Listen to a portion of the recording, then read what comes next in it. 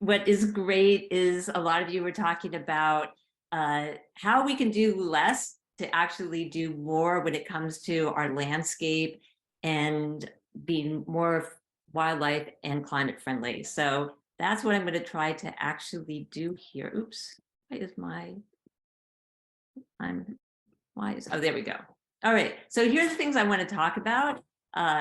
We've already talked about reducing your lawn, leaving the leaves, turning off the lights at night, not sending yard waste to the landfill, managing. Now, okay, some of these things are going to take a little bit more effort, like managing invasives, planting more natives. This is, less impervious surfaces, more plant cover, and then I'm going to add a few other things to this. All right, so just talking about lawns, 75% of American households have lawns with grass to manage, and a typical suburban lawn is about 5,000 square feet, which is crazy. And then according to the NASA satellite footage data, there are 63,000 square miles of land in the US that is covered with turf. And here it is, here's our map. It may not look that much, but it's a lot. So there is an impact to managing all that lawn. First of all, gas-powered lawn mowers produce 11 times as much pollution as a car. And this is some data from 2018 that Americans use nearly 3 billion gallons of gasoline for their lawn and gas garden maintenance. And this is crazy. In 2018, over 17 million gallons of gas was spilled each year, just refueling our lawnmowers and our weed eaters and our, leaf blowers. That was more than was spilled by the Exxon Valdez, which is unbelievable. There are little places here and there, but a lot of it ends up in our water, which is bad. And Americans use a lot of fertilizer and a lot of pesticides. So all those numbers add up. And in addition to that, a manicured lawn is an ecological desert. I feel like I'm preaching to the choir here, so I'm going to move through this quickly. It's a monoculture of non-native grasses. It doesn't support pollinators, and it completely lacks biodiversity. So what can we do about it? The first thing is really try to reduce the size of your lawn. One should, and I'm really glad that Doug Tallamy, people brought that up, this idea of maybe thinking about your lawn like an area rug. You really only need to have a lawn in the area that you are going to be living in and using, and you don't need it in those other places. So to really think about reducing the size of the lawn, get an electric lawnmower. I do have a little lawn that has to be managed, and I did swap out my gasoline mower for electric lawnmower. Wait to mow in the spring. Here in Virginia, this is a little poster from a yard sign from Maryland. And in Virginia, like really considering, can you just not mow in April and let the grass grow, and just so that you can get some of those pollinator plants that are just going to be there, weeds like dandelions, other things that can actually bloom and support those pollinators. Mowing less often. If you have a lawn service, sometimes I notice in the summertime, they'll just come every single week, whether it's rained or not. So really talking to the lawn service people and say, adjust that. So you only mow when it's needed. Before you add any fertilizers, get a soil test, avoid pesticide use. And then one thing that I have done on my lawn, I'll put that in quotation marks, is this is about 25 years ago, when we first built our house, we did apply lime and some fertilizer. We did establish grass, but that was the last time we applied any lime or fertilizer, and the lawn is gone. The only thing that's there now is moss and a few interest violets and there are some native grasses that moved in. And so last year, I think it was only mowed once, if that. So that's one way to really get rid of your lawn. The other thing that I just want to point out is Albemarle County, I'm really happy to say, is beginning to embrace this idea of conservation mowing, which is mowing once a year. So if you go to Dardentow Park or Walnut Creek Park, you'll see a couple areas where the grasses are let to go, especially in areas where where there's not a lot of foot traffic. So on steep hillsides, where they stop mowing and they only mow once a year. And on the right here, I have a picture of a little skipper. It's incredible if you go to those areas.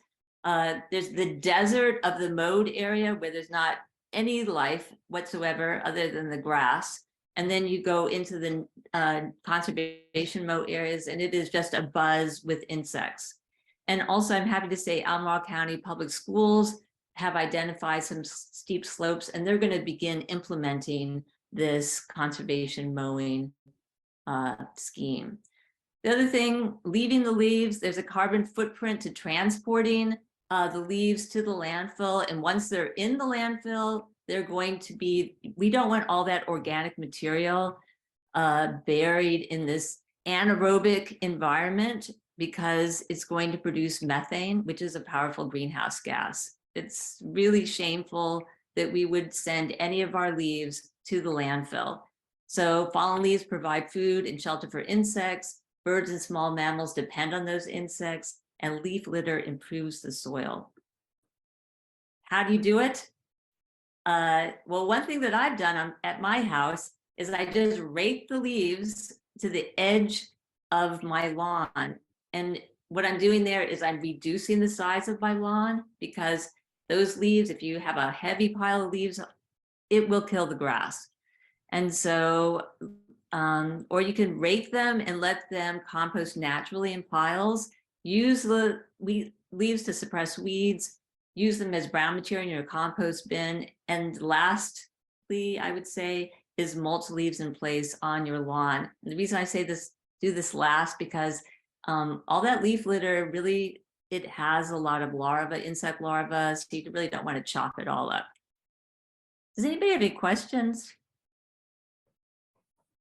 All right, well, I'll keep on going. And then this idea of really keeping yard waste out of the landfill as well. I know this is difficult. I was talking to my son who lives, he lives in a small lot. He's like, well, what do you do when a tree comes down or you have a lot of brush? It's hard to think about. Some people think it's unsightly, but if you pile those leaves, you pile the logs and the sticks and really think about it, and don't call it brush pile. You call it a wildlife hotel, and really just show it off. Maybe you need a sign there so everybody knows what you're doing, that it's very purposeful, because it really does provide excellent cover for wildlife.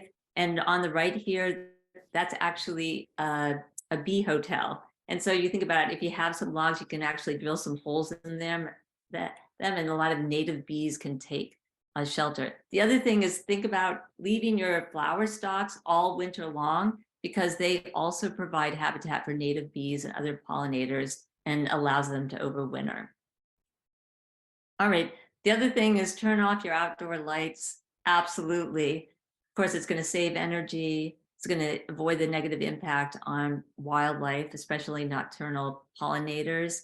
And so here we have this cartoon. If it would be funny if it wasn't tragically, it's tragic, because what ends up happening when the moths are exposed to the artificial light, they shut off their pheromone production, and they're unable to mate. And so it's terribly disruptive and destructive to these nocturnal pollinators.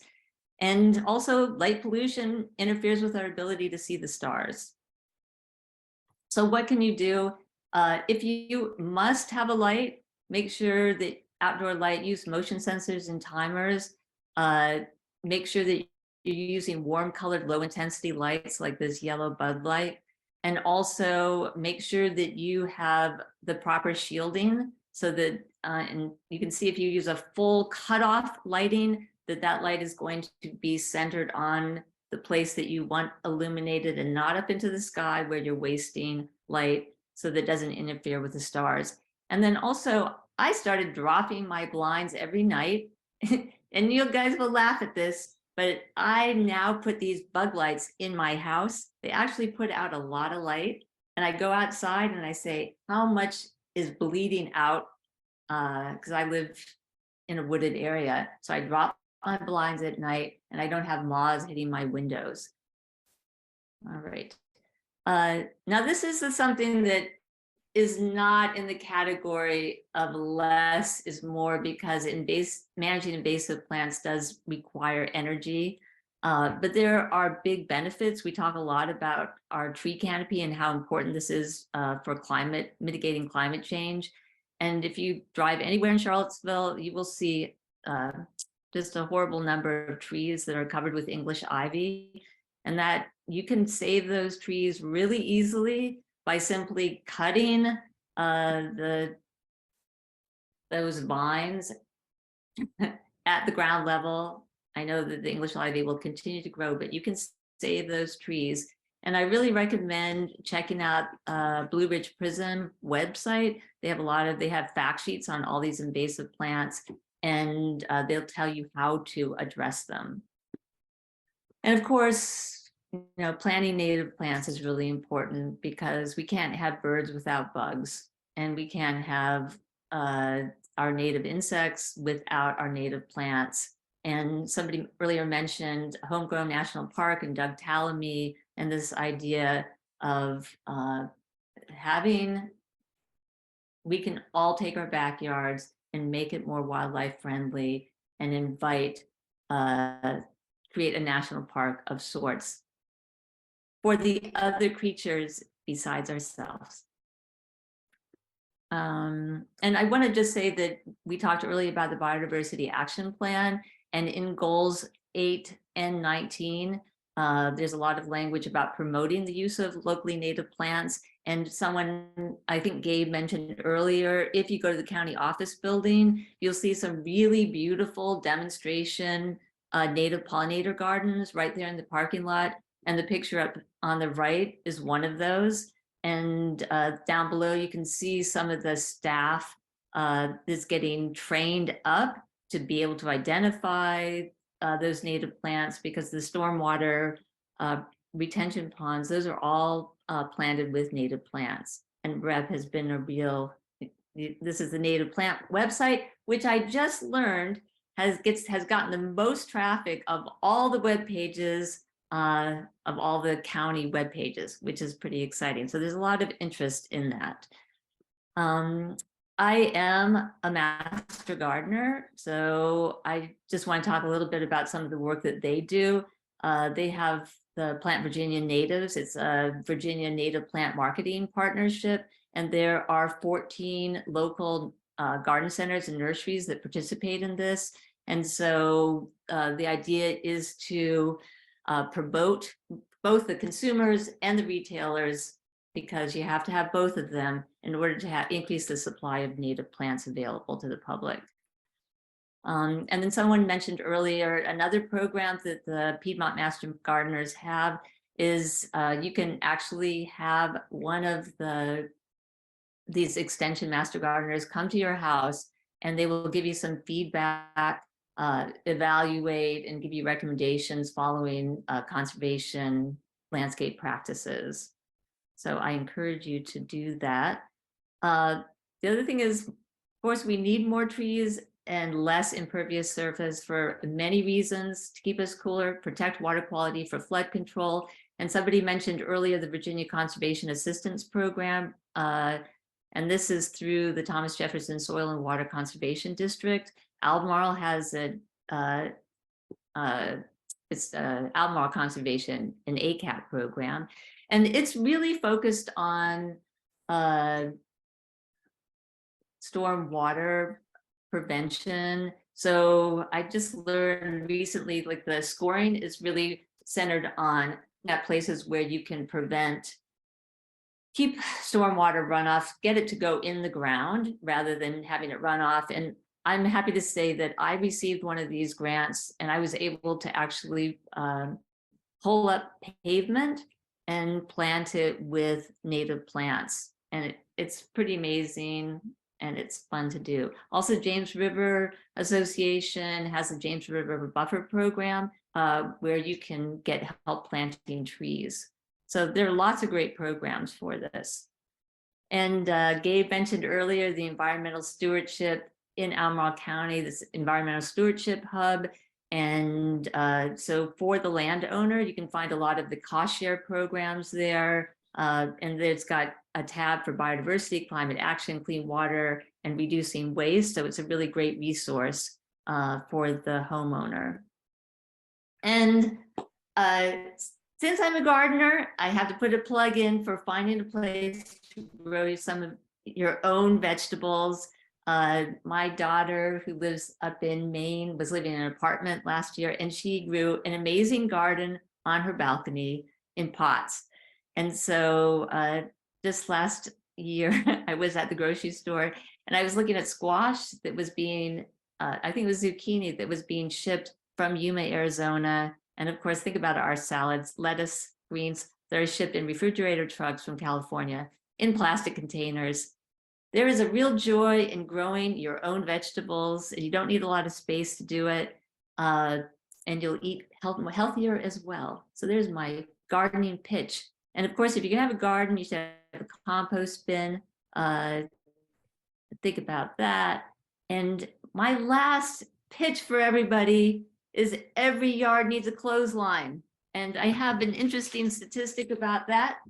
In 2005, there were 80, let me see where I have this, 88 million clothes dryers in the country. And if all of us, all those people that have clothes dryers, if they would simply hang up their clothes for half of the year, that would reduce the total residential output of CO2 by 3.3%. All right. And you know what? It's really, if you do nothing during the week, that time out there hanging your clothes on the clothesline will be probably the best time of your entire week, because you can commune with nature, get some fresh air. I highly recommend it. And that's it. That's my pitch to you guys. Less is more. And I have a few resources there. Thank you, Christine. Do we have follow-up questions or comments from anybody for a few minutes here? I'm going to stop my share. Okay. I think I'm preaching to the choir over here. Maybe some of you picked up a few little tips or were inspired to get that clothesline going.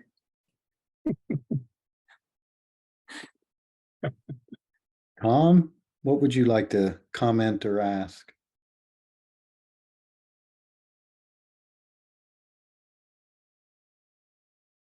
Need to unmute. Yep.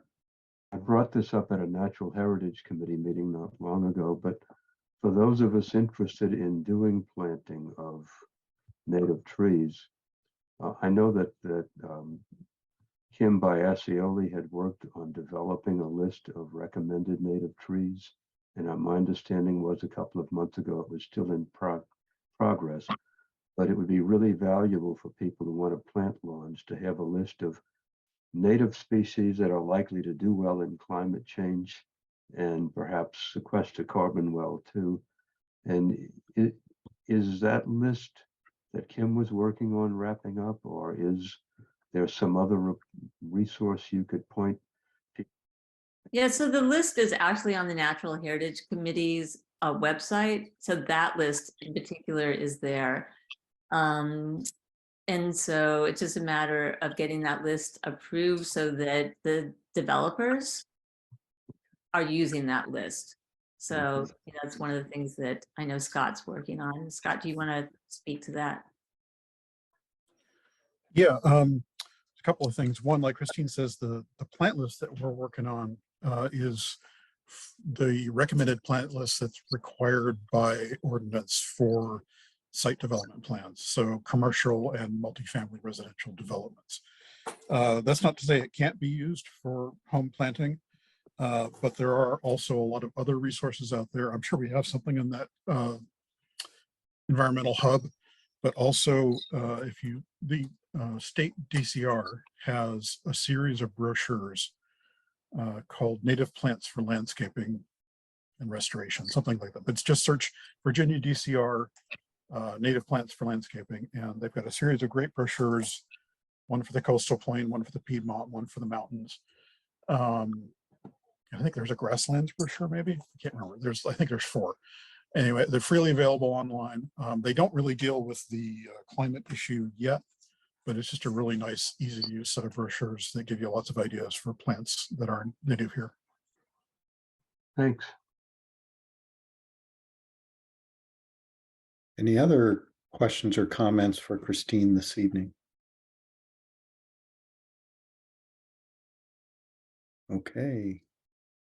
Well, Christine, thanks very much for the comments. As you say, a bit of preaching to the choir, but we've been getting some briefings on the outdoors and the landscaping recently, so very helpful for everyone. Thank you. Yeah, thank you for the chance to talk. And yeah, I think that the message that I hope to get across, and maybe to the general public, is that these things should not take a lot of energy, and a lot of them require less of our energy and attention. So it's a good way to pitch them. And so I think that's part of what, maybe we can all help spread that message. So thank you. Yep, great. Diane. Yes, I have a comment. First of all, thank you very much, Christine. That was very interesting and a lot of great reminders and new information. What I would really like to see, and I know this is like probably impossible, but I'd like to see some tax incentives from either the city or the county where we could get a little break on our property tax, like if we're doing such and such. I mean, we need some incentives, people aren't, some of this stuff, like some is not that hard, but some of this stuff is kind of hard, and I'd like to see more incentives. So I guess we have to pass that up to city council and the board of supervisors. Thank you. Sounds good. Okay, we need to keep moving on. So let's thank Christine